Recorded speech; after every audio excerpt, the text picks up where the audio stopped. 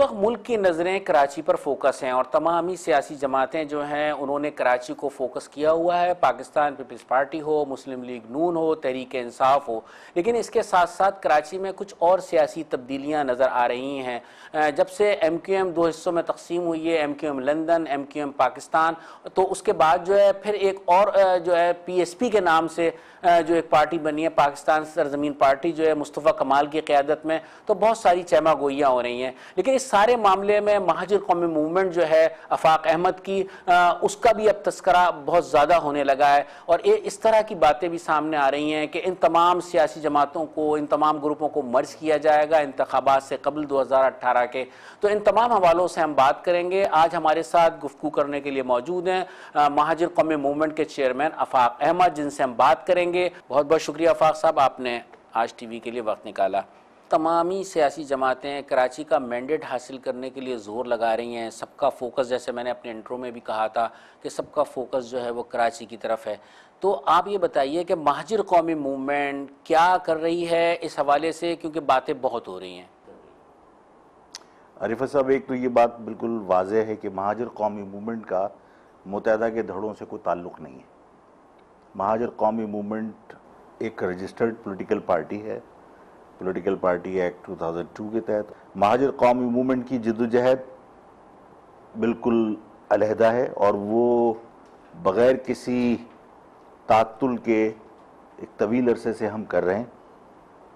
असीरी हो या रूपोशी में हम घरों से बाहर हों, या आज इलाक़ों में हमें पॉलिटिकल सरगर्मियाँ करने की जो मौक़े थोड़े से नज़र आते हैं, तो हमने किसी भी मौके को ज़ाय नहीं किया, बल्कि हमने उसको अपनी इस तहरीक में, जद्दोजहद में भरपूर तरीके से इस्तेमाल किया है।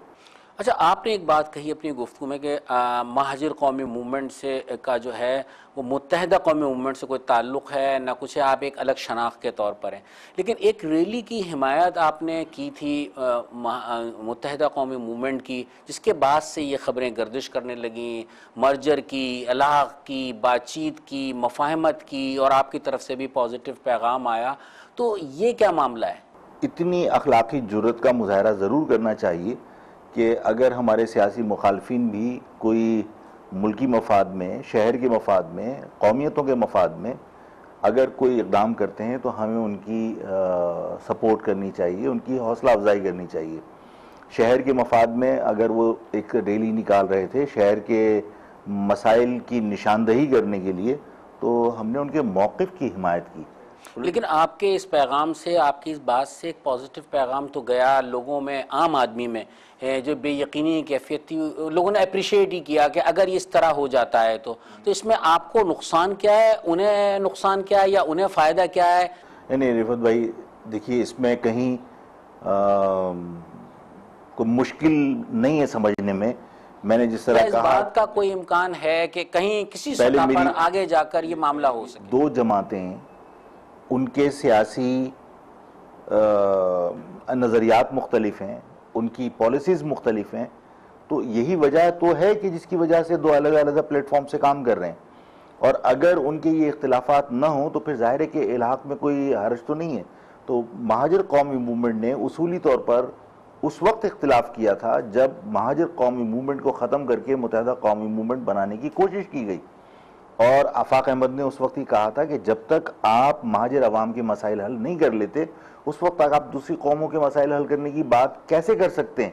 आज भी यानी मुझे इस बात का ताना ज़रूर दिया जाता है कि आफाक अहमद ज़िद्दी है और आफाक अहमद लसानियत से लसानी सियासत करते हैं। लसानी सियासत करते हैं। सवाल ये पैदा होता है कि इस पाकिस्तान के अंदर लसानियत को ख़त्म करना है तो आप 1 यूनिट बना दीजिए, ख़त्म कर दीजिए तमाम सूबे जो आपने ज़बान की बुनियाद पर कायम किए हुए हैं। आप हर 14 अगस्त पे, हर नेशनल डे के ऊपर आप तमाम कौमियतों के कल्चर दिखा रहे होते हैं, और जिसमें हम मौजूद नहीं होते, तो बानियाने पाकिस्तान की औलादों को इस तरह आप राने दरगाह कर देंगे, तो जाहिर है कि मैं अपनी कौमियत के रिकॉग्निशन की बात तो करूँगा। तो अल्ताफ़ से अगर इख्तिलाफ था तो यही था कि भाई आप अपनी कौमियत के मसाइल हल कर नहीं सके।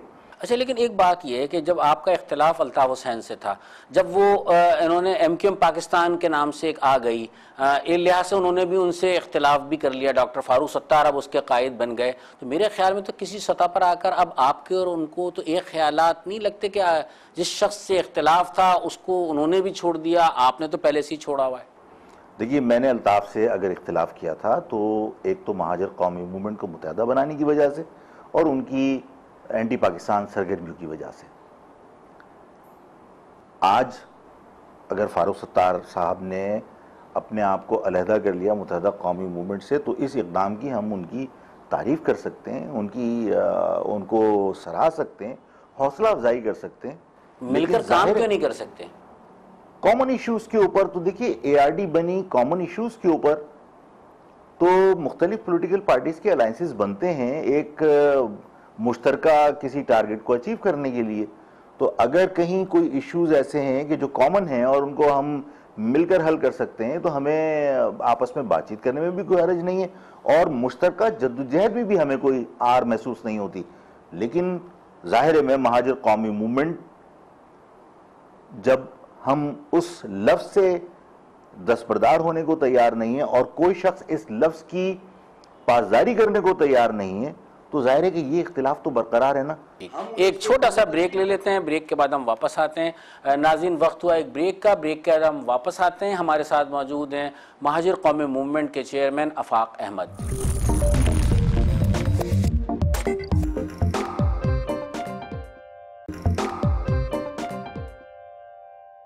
वेलकम बैक नाज़रीन, ब्रेक के बाद हम हाजिर हैं। आफाक साहब, ब्रेक पर जाने से पहले आप एक बात कर रहे थे कि महाजिर सियासत की एक बात हो रही थी। मैं ज़रा थोड़ी सी इसमें और मुख्तलिफ एक बात करूँगा कि आप PSP बनी, तीसरा एक धड़ा सामने आया, एक आप पहले से थे, एक MQM लंदन हो गई, एक MQM पाकिस्तान हो गई। मैं धड़ा नहीं हूँ रिफत साहब। सर, मैं उर्दू बोलने वालों की नुमाइंदगी कर रहे हैं, आप बिल्कुल एक अलग शनाख्त रखते हैं। बोलने वालों में JUP के लोग अगर ये कहें कि मैं महाजिर, आप वो सही कह रहे हैं, लेकिन महाजिर कौमी मूवमेंट भी MQM महाजिर कौमी मूवमेंट ना, आपकी आप क्यों इस बात को वो करते हैं कि आपका उनसे ताल्लुक नहीं है? आप अल्ताफ हुसैन, अगर मैं चले दूसरी एक बात कर लेता हूं कि अल्ताफ हुसैन के दो दस्ते बाजू थे जब ये महाजिर कौमी मूवमेंट बनी थी। एक का नाम आफाक अहमद था, एक का नाम आमिर खान था। और सवाल मेरा जरा सा हो जाने दें, फिर आप बिल्कुल इसमें जो बात कहिएगा कि दोनों दस्ते बाजू थे। ऐसी क्या बात हुई, ऐसी क्या लड़ाई हुई कि आप एक दूसरे के जानी दुश्मन हो गए और उसके बाद ये तकसीम दर तकसीम होती चली गई? आफाक कम से कम किसी का दस्ते बाजू नहीं था। आफाक अहमद हमेशा से महाजिर कौम का अपने आप को एक कारकुन, एक आम सा रुकन समझता है और आज भी समझता है कि मैं इस तहरीक का, इस जदोजहद का हिस्सा हूँ। मैं जो कुछ भी था इस तहरीक का, महाजिर जदोजहद का हिस्सा होने की वजह से था और आज भी जो कुछ हूँ उसी जदोजहद का हिस्सा होने की वजह से हूँ। मैं ये नहीं कबूल कर सकता था कि आप बेइंतहा कुर्बानियाँ देने के बावजूद कौम मंजिल को पाने की बजाय ये नारा लगा दे कि हमें मंजिल नहीं रहनुमा चाहिए। लेकिन कौमी धारी की सियासत के लिए भी MQM को वोट तो दिए ना? कौमी धारी की सियासत के लिए कोई वोट नहीं दिए। महाजिर अवाम ने महाजिर अवाम के मसाइल हल करने के लिए वोट दिए थे और वो मसाइल हल नहीं हुए, जिसकी वजह से मैंने इख्तिलाफ किया कि कौम के साथ कौम को धोखा दिया जा रहा है। और मैं देखिए, ये कह देना कि कितने अरसे तो ये होता रहा कि आपसे और हमसे ये कहा गया उर्दू बोलने वाले सिंधी क्या होता है? नए सिंधी, ये नए सिंधी का लफ्ज़ क्या है? तमाम लोग अपने वजूद को कायम रखने की जद्दोजहद करते हैं। देखिए, आप पंजाब का कोटा मख्तस है, सिंध का कोटा मख्तस है, आप खैबर पख्तूनख्वा का, मैं तमाम सियासी जमातों से और तमाम उन लोगों से जो आफाक से इस वजह से नाला हैं कि आफाक लसानी सियासत करता है। लसानियत अगर ख़त्म करनी होती तो सरहद सूबे का नाम खैबर पख्तूनख्वा नहीं रखा जाता। माजी में तो आप ये कह सकते थे और कहा, आपने दलाइल दिए कि साहब पंजाब तो बहुत पहले से है, 5 दरियाओं की वजह से, ये कोई लसानियत नहीं है। खैबर पख्तूनख्वा नाम इसी दौर में, पीपल्स पार्टी के दौर में कौमी असम्बली से मंजूर करने के बाद उसका नाम रखा गया, ये लसानियत नहीं थी? अगर आप इस मुल्क को लसानियत से पाक करना चाहते हैं तो लसानी बुनियाद पर आपको जो इम्तियाजी सलूक है वो ख़त्म करना पड़ेगा। तो आप समझते हैं कि इस वक्त इम्तियाजी सलूक है हुकूमत की तरफ से? कोटा सिस्टम क्या है? आप क्या देही और शहरी इलाके की तफरीक ख़त्म करने के लिए कर रहे हैं? आप कोटा सिस्टम कब से आपने नाफिज किया हुआ है? देही इलाके की तरक्की मतलब ज़िंदगी भर क्या वो उसी मुकाम पे खड़ा रहेगा? अगर आपने एक ख़ास मुद्दत के लिए कि आप शहरी इलाकों की बराबर लाना चाहते थे तो एक वक्त मुकर्रर होना चाहिए था। मतलब उसकी एक्सटेंशन एक्सटेंशन एक्सटेंशन आप हमेशा शहरी इलाके और देही इलाके के अंदर तफरीक रखेंगे। आप लियारी के अंदर यूनिवर्सिटी बना देते हैं बेनज़ीर भुट्टो शहीद के नाम से। उस लियारी के अंदर गिडाप, मारीपुर और इब्राहिम हैदरी और लियारी के अलावा किसी का एडमिशन नहीं हो सकता। लेकिन लियारी के अंदर जिसका डोमिसाइल लियारी का है, गिडाप का है, वो कराची यूनिवर्सिटी में एडमिशन ले सकता है, वो डाउ मेडिकल कॉलेज में एडमिशन ले सकता है। तो ये डिस्क्रिमिनेशन अगर आप ख़त्म नहीं करेंगे तो आप मुझे बताइए कि आप लसानियत कहाँ से ख़त्म कर देंगे?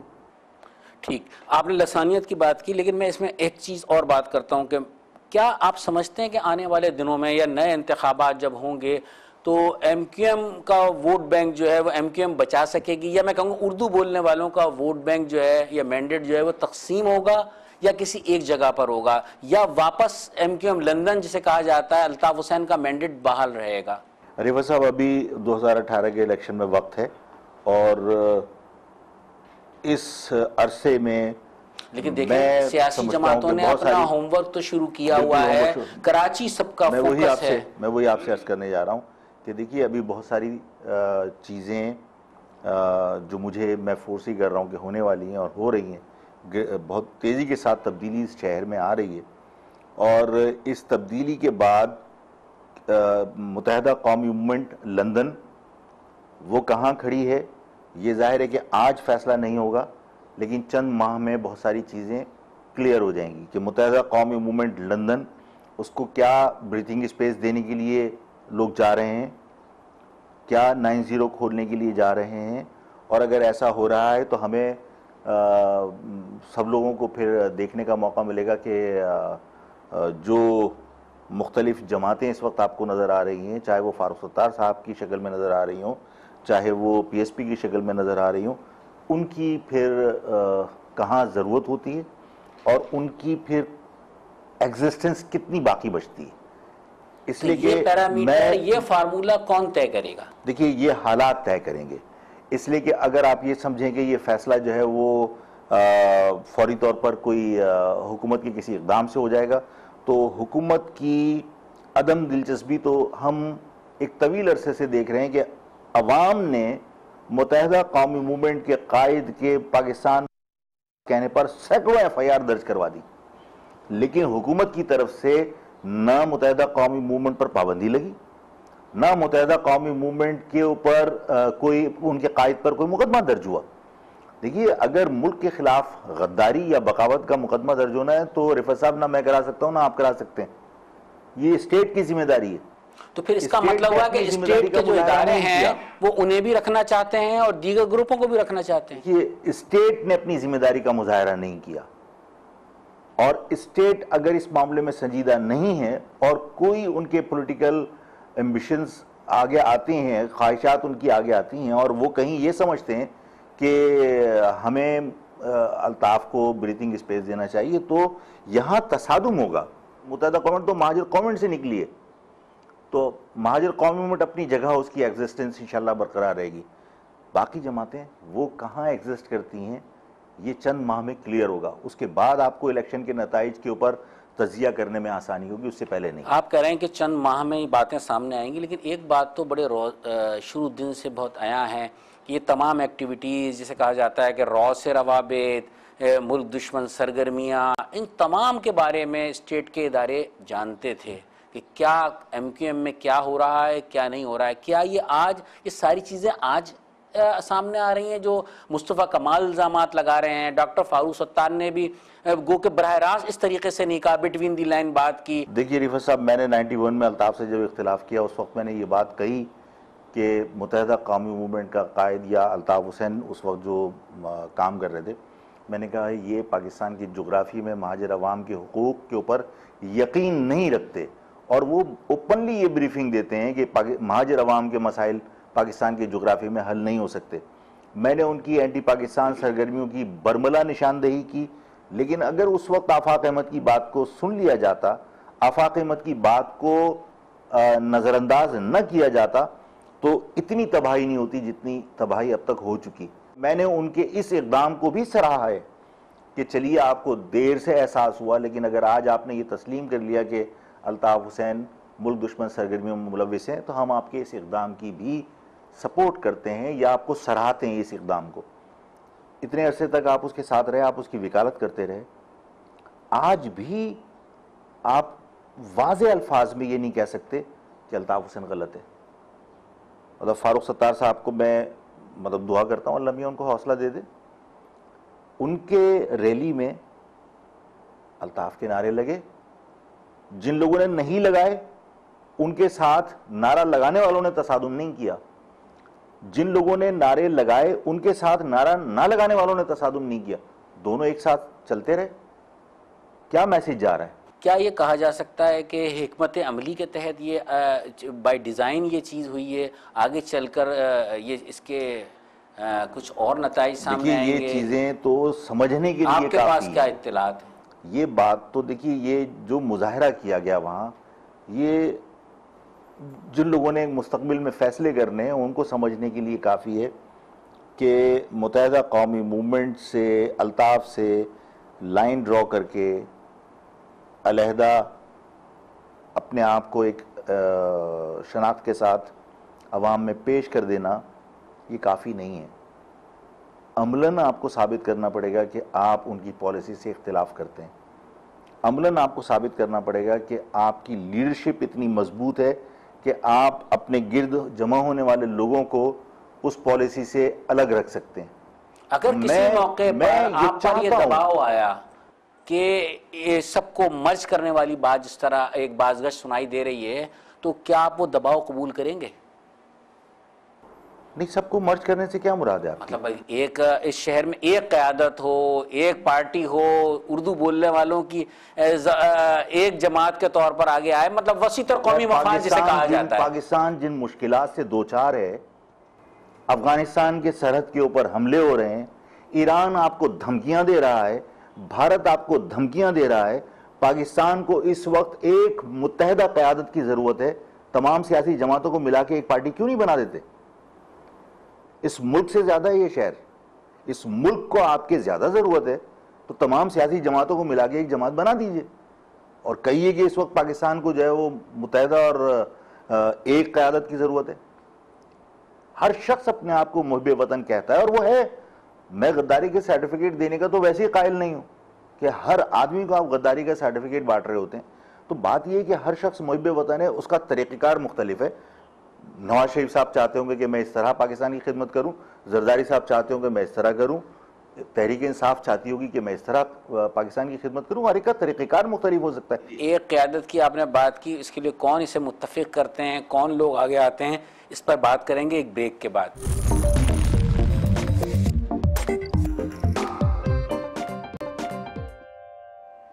वेलकम बैक नाज़रीन। ब्रेक के बाद हम हाजिर हैं। हमारे साथ मौजूद हैं महाजिर कौमी मूवमेंट के चेयरमैन आफाक अहमद। क्या आप समझते हैं कि MQM जब कायम हुई थी तो वो भी इस्टेब्लिशमेंट की मर्ज़ी से कायम हुई थी? फिर उसमें जो धड़े बंदियाँ होती रहीं उसमें भी कहीं उनकी रजामंदी शामिल थी। इसमें हम एक पहलू बहुत भूल जाते हैं। जब अजीम अहमद तारिक मरहूम मंजर आम पर आए थे, तो जब वो हाजी शफीक के घर पर मंजर आम पर आए थे तो वहाँ मिलिट्री इंटेलिजेंस के उस वक्त के सरबराह ब्रिगेडियर अमान वहाँ मौजूद थे और उनकी उस मीटिंग के बाद उन्होंने वो एक प्रेस कॉन्फ्रेंस की थी जिसमें उन्होंने भी पुकारा था कि काश अल्ताफ़ हुसैन को विजडम होती। फिर कुछ अरसे बाद वो कत्ल कर दिए गए। तो आप ये कैसे कह सकते हैं कि इस्टेब्लिशमेंट की मर्जी शामिल नहीं होती, MQM इस्टेब्लिशमेंट का कोई भी धड़ा बने उसको उनकी मंजूरी और तायीद हासिल नहीं होती और इस मरतबा ऐसा नहीं होगा और आपकी अलग शनाख्त है, दीगर जमातों की अलग शनाख्त है, कोई मर्जर होने नहीं जा रहा, कोई इत्तेफाक नहीं होगा, कुछ नहीं होगा और कहीं वसीतर कौमी मफाद का पहलू नहीं आएगा? हम जैसे कमज़ोर लोगों को ओपनली उंगलियां उठाकर ऐलानात कर दिए जाते हैं कि ये लोग एजेंसियों के साथ या ट्रकों में बैठकर या फलां के गमले में ये पौधा पैदा हुआ। बड़ी बड़ी सियासी जमातें भी, जुल्फ़िकार अली भुट्टो साहब अयूब खान को क्या कहा करते थे और अयूब खान उन्हें क्या कहा करते थे। ज़ियाउल हक़ जो है वो नवाज शरीफ के वालिद से जाके मतलब एक बेटा मांगते हैं, तो मुस्लिम लीग वो कौन से गमले में परवान चढ़ी थी।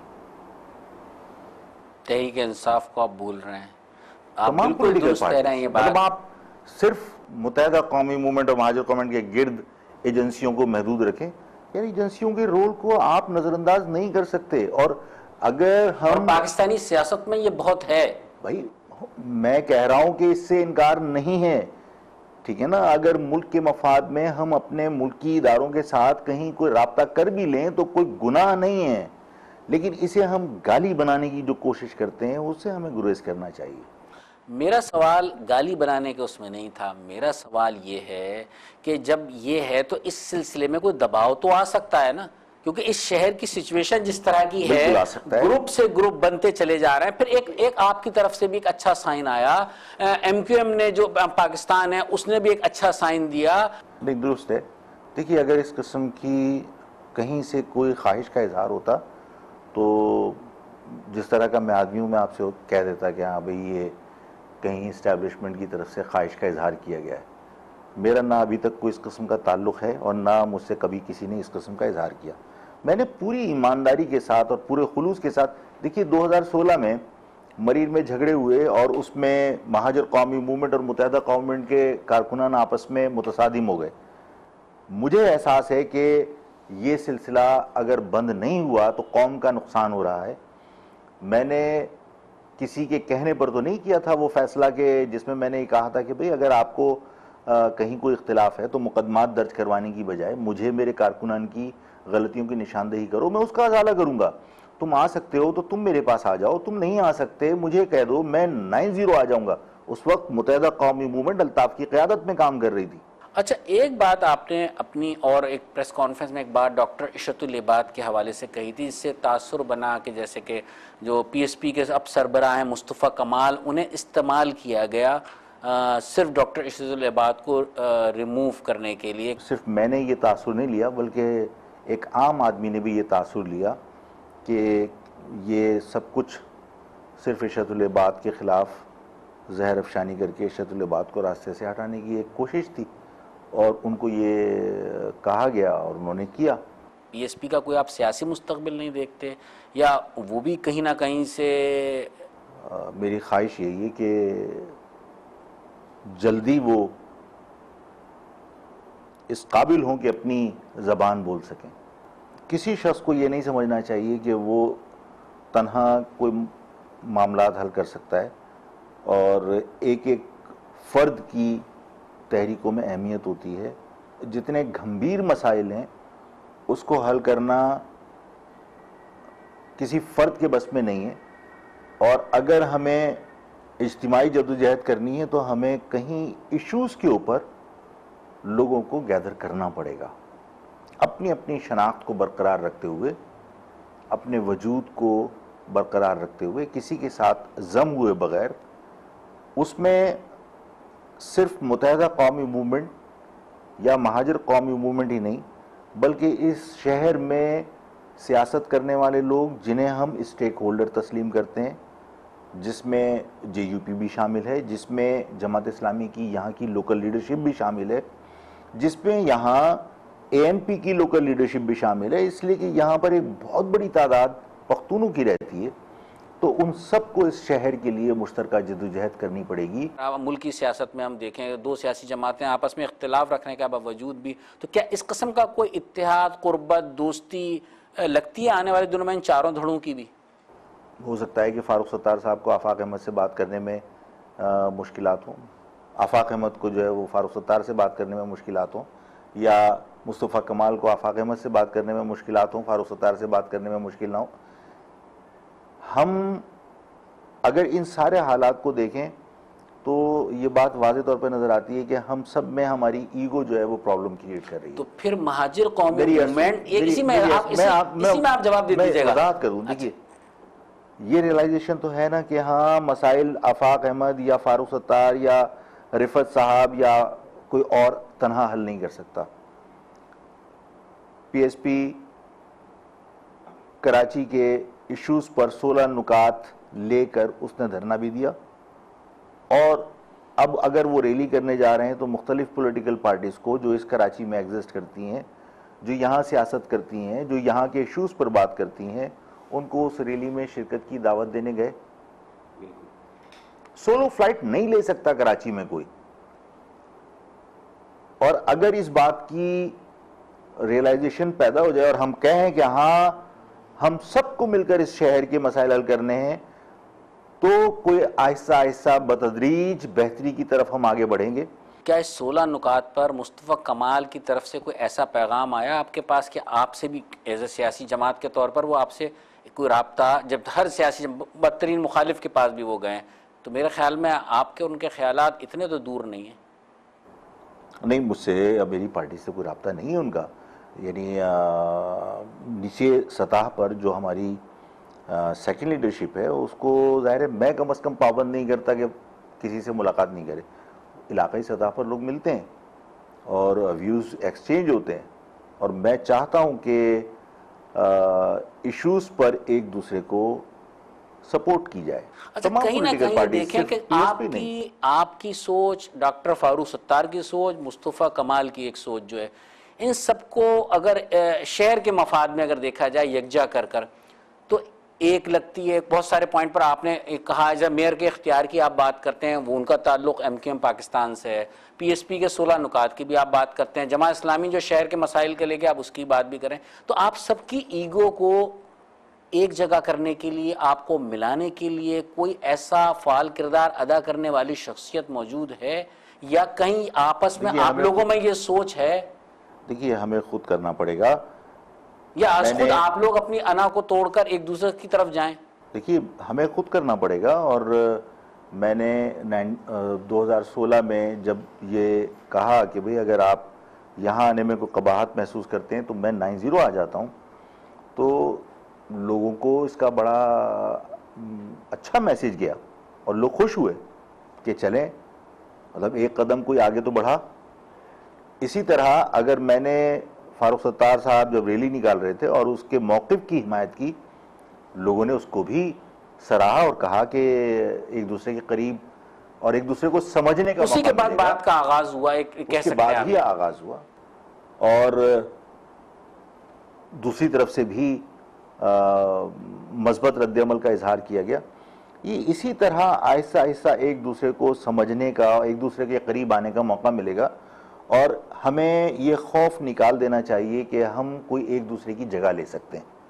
तो ये बर्फ कब तक पिघलने का इम्कान है? ये सोच, देखिए ये सोच तो मौजूद है। देखिए, हम कोशिश कर सकते हैं और हमने अपनी कोशिश की है, हम अपना फ़र्ज़ अदा कर रहे हैं। हम इस शहर के मफाद में जो बन सकेगा हम करेंगे, इस मुल्क के मफाद में जो बन सकेगा हमसे हम करेंगे। अच्छा, एक बात और, इसमें आपने सिंधी और महाजिरों को जो कुदरती इत्तेहाद करार दिया था, आपने कहा था इनका आपस में इत्तेहाद है, लेकिन फिर आपने एक वज़ीर आला के हवाले से भी एक बात की कि जिस तरीके से एक आबादी का तनासुब है वो तब्दील हो रहा है, तो उसमें जो है वज़ीर आला भी उर्दू बोलने वाला हो सकता है, और यही बात कमोबेश डॉक्टर फारूक सत्तार भी पहले कर चुके हैं। तो क्या इन चीज़ों से आप समझते हैं पीपल्स पार्टी के लिए कहीं थ्रेट महसूस करती है कि आप लोगों से अगर आप मर्ज ना होते हुए भी यकजा हो जाएं, तो कोई ये सूरत हाल बनेगी आने वाले दिनों में, बन सकती है इंतखाबात के नतीजे में जब भी होते हैं? नहीं, देखिए, एक तो मैंने अगर ये लसानी मुआहदे का तस्करा किया था तो सिर्फ ये एहसास दिलाना मकसद था कि वो लसानी मुआहदा सिंधी बोलने वाले और उर्दू बोलने वालों के दरमियान था। गो के उस वक्त उस मुआहदे में देही और शहरी का लफ्ज़ इस्तेमाल किया गया, लेकिन प्रिंसिपली ये तय था क्योंकि फसादात लसानी ज़बान की बुनियाद पर थे, लसानी फसादात थे, तो इसको लसानी मुआहदे का नाम दिया गया।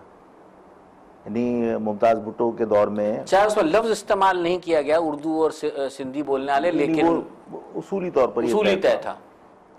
और उसकी पासदारी अब तक होती रही।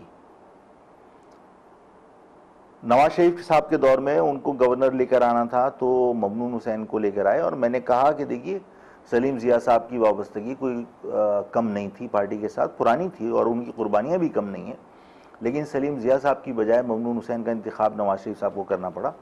इसी तरह कमाल असफर साहब को पीपल्स पार्टी गवर्नर के तौर पर लेकर आई, वो किसी चांडियो या किसी मक्सी को लेकर नहीं आई।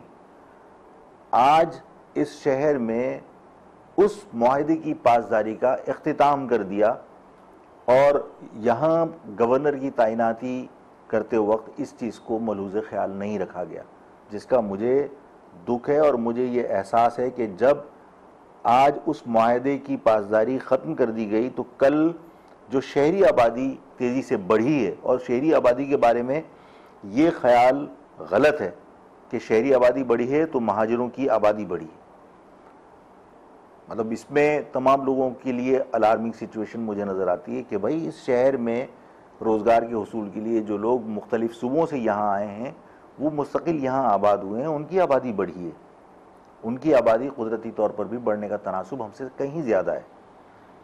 अगर कल देही इलाका 60% था और शहरी इलाका 40% था, तो अब शहरी इलाका 60% है, देही इलाका 40% है। इस शहरी इलाके के अंदर जो आबादी बढ़ी है, अगर उस आबादी की बुनियाद पर कल वज़ीर आला नॉन महाजिर नॉन सिंधी हो तो उस पर किसी को हैरत नहीं होनी चाहिए। अगर इन सब चीज़ों को महसूस किया जा रहा है तो मैंने ये कहा था कि सिंधी और महाजिर ये कुदरती अलाई है, इसलिए कि सिंधी और महाजिर यहाँ के मुस्तकिल और पुराने बाशिंदे हैं, उनका कोई और घर नहीं है। चलते चलते एक आखिरी सवाल कि क्या आप समझते हैं कि आने वाले दिनों में MQM पाकिस्तान और जो PSP है और आप जो हैं इस शहर में कोई एक फ़ाल किरदार अदा कर सकेंगे अपनी अपनी शनाख्त के साथ? जिस वक्त मुमताज़ भुट्टो साहब ने यहाँ ज़बान की बुनियाद पर झगड़ा खड़ा कर दिया था और उन्होंने लसानी फसाद की बुनियाद डाली थी, उस वक्त महाजिर अवाम उन्होंने रईस अमरोवी साहब को, जो एक शायर थे, दानिश्वर थे, JUP के मौलाना नूरानी साहब जो एक मजहबी जमात के और बरेलवी मसलक की क़यादत करते थे, प्रोफेसर गफूर साहब जो नायब अमीर थे जमात इस्लामी के, जो देवबंद स्कूल ऑफ थॉट से ताल्लुक़ रखते थे, डिफरेंट सेक्ट के लोग, डिफरेंट सोच के लोग, उन सब को कौम को एक जगह जमा करने के लिए लोगों ने अपना लीडर बनाया। वो सब के सब मुख्तलिफ लोग थे, लेकिन कौम एक हो गई थी। मगर आज इस शहर की सियासत दूसरी डगर पर है, मगर माजी की आप जो मिसाल दे रहे हैं उसकी निस्बत आज की सियासत तब्दील है। कोई बात नहीं है, कौम का एक होना ज़रूरी है, सियासी जमातों का एक होना लाजमी नहीं है। बहुत बहुत शुक्रिया आपका।